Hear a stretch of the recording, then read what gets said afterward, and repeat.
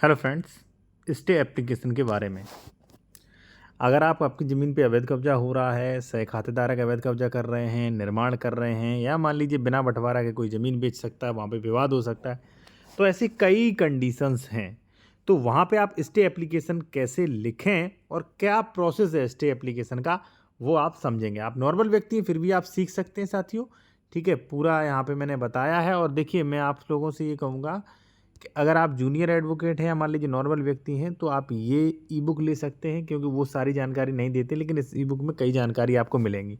इसका स्क्रीनशॉट ले लीजिए, ये हमारा व्हाट्सएप नंबर दिया गया है, तो इसमें देख लेना क्या क्या आपको मिलने वाला है। इसमें आपको मिलने वाला है स्टे एप्लीकेशन, निर्माण कब्जा रुकवाने के लिए ड्राफ्टिंग, दाखिल खारिज रुकवाने के नियम एवं ड्राफ्टिंग, ठीक है ना, रजिस्ट्री रुकवाने के नियम ड्राफ्टिंग, सरकारी ज़मीन से कब्जा हटवाने के लिए बंटवारा, सीमांकन, अभिलेख संशोधन, FIR, ठीक है ना।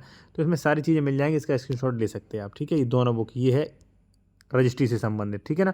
रजिस्ट्री संबंधी सारे दान पत्र PDF, ठीक है, GPA, वसीयत वगैरह इसमें सारा मिलेगा, और स्टाम्प वगैरह निकालना। तो जो भी आपको बुक अच्छी लगे वो आप ई बुक ले सकते हैं। व्हाट्सएप नंबर हमारा दिया गया है। साथियों, आते हैं अपने टॉपिक पर कि भाई स्टे के लिए एप्लीकेशन कैसे लिखें। तो सबसे पहले इसमें यहाँ पे हमने कुछ नोट्स लिखा है प्रत्येक उसके ऊपर, तो वो आप समझ लें। हमने लिखा है बंटवारा के बिना सह खातेदारक द्वारा कब्जा। ये कहाँ पे एप्लीकेशन लगेगा? जहाँ पर देखिए, दूसरा एप्लीकेशन भी मैंने लिखा है, वो अलग है। बंटवारे में जो भी मान लीजिए बंटवारे के बिना सह खातेदार कब्जा कर रहे हैं। कई बात होता है रोड पे ज़मीन है, वो कब्जा कर रहे हैं भाई, बेच रहे हैं या अवैध निर्माण कर रहे हैं, आपकी ज़मीन मौके पे कम है। तो अगर उन्होंने निर्माण कर लिया, फिर बंटवारा हुआ, फिर आपकी ज़मीन कैसे पूरी होगी? तो दिक्कत होगी ना। तो इसलिए देखिए, विक्रय या विवाद आदि रुकवाने के संबंध में स्टे एप्लीकेशन, ध्यान रहे, सबसे पहले आपको केस न्यायालय में लाना होगा, उसके बाद आप उसी में स्टे एप्लीकेशन दें। अब देखिए, जैसे मान लीजिए भाई, उदाहरण के तौर पे मैं आपको समझाऊंगा थोड़ा सा साथियों, कि मान लीजिए ये हमारी ज़मीन है, ABC, हम 3 लोग हैं। अब A जो है वो कब्जा कर रहा है, B जो है वो कब्जा कर रहा है, C बेचारा पीछे है। अब B भी बना रहा है, A भी बना रहा है। अब देखिए होगा क्या, अब भाई रोड पे मिलना चाहिए, वो बेचारा रोड पे नहीं, और तो उसका कम है, उस पर एरिया भी कम है। तो ऐसी कंडीशन में C को क्या करना चाहिए? तुरंत 116 मान लीजिए जो भी है, बंटवारावाद लाना चाहिए, जिस जिस धारा में है बंटवारावाद। अब बंटवारा का जब वाद आया, तो उसी में दीजिए कि महोदय मैंने बंटवारा तो डाल रखा, लेकिन ये लोग जैसे ही मैंने बंटवारा डाला, ये लोग जो है बंटवारा होने से पहले ही निर्माण जो है ज़मीन को घेरना चाहते हैं, ज़मीन जो है उसमें निर्माण करना चाहते हैं। फिर महोदय जो है बंटवारा का कोई मतलब नहीं होगा, हमारे साथ जो है अपूर्णीय क्षति होगी।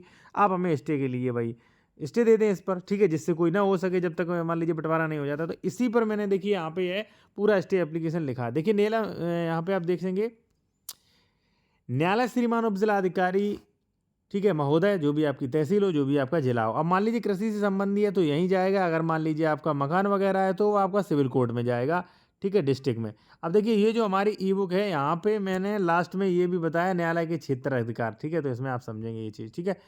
तो भाई अब देखिए क्या लिखा है मैंने, न्यायालय श्रीमान उपजिलाधिकारी महोदय, जिला, वाद संख्या, वर्ष, वादी, वादी यानी कि अगर आप ला रहे हो केस तो आप वादी होंगे, प्रतिवादी, ठीक है, उनका नाम होगा, मौजा, धारा, ठीक है ना। अब देखिए क्या होगा कि आप सभी प्रतिवादियों को नोटिस भेजेंगे, ठीक है। स्थगन प्रार्थना पत्र, महोदय निवेदन है कि गाटा संख्या ग्राम सभा की संपत्ति है।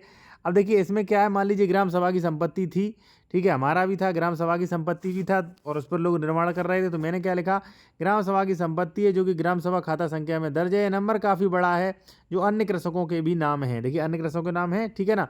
प्रार्थी द्वारा विभाजनवाद श्रीमान के न्यायालय में प्रस्तुत कर दिया, हमारा भी था, हमने न्यायालय में प्रस्तुत कर दिया। विभाजनवाद निस्तार तक विपक्षी उक्त जमीन पर कब्जा कर मकान बनवाना चाहते हैं, यानी कि बंटवारा से पहले ही मकान बनवाना चाहते हैं, क्योंकि ज़मीन नंबर काफ़ी बड़ा, और ये मान लीजिए ग्राम नंबर जो है मेन NH2 पर स्थित है, काफ़ी कीमती है। इस कारण विपक्षी जो है वो गाटा संख्या अपना भर दें। इसमें निर्माण वान्य तरीके से कब्जा रोकना अत्यावश्यक है। अतः श्रीमान जी से निवेदन है कि विपक्षीगण उक्त आधार पर भूमि गाटा संख्या पर निर्माण, कब्जा, समस्त गतिविधियों पर रोक लगाई जानी चाहिए। और सक्सेसफुली इस एप्लीकेशन से मुझे स्टे भी मिला है, ठीक है ना, इसी एप्लीकेशन से स्टे मिला है, ठीक है। और स्टे दिया था सब डिविजनल मजिस्ट्रेट ने, सब डिविजनल कहना तो गलत होगा, सहायक कलेक्टर यानी कि जिलाधिकारी ने स्टे दिया कि भाई जब तक मैं इसकी सुनवाई नहीं करता हूँ फलानी तारीख तक, तब तक जो है इस पर कोई भी खुर्द-बुर्द या कोई भी भूमि स्वरूप चेंज नहीं कर सकता है। तो काफ़ी हमें बेनिफिट्स हुआ था, ठीक है ना? इसी तरीके से आप भी दे सकते हैं साथियों।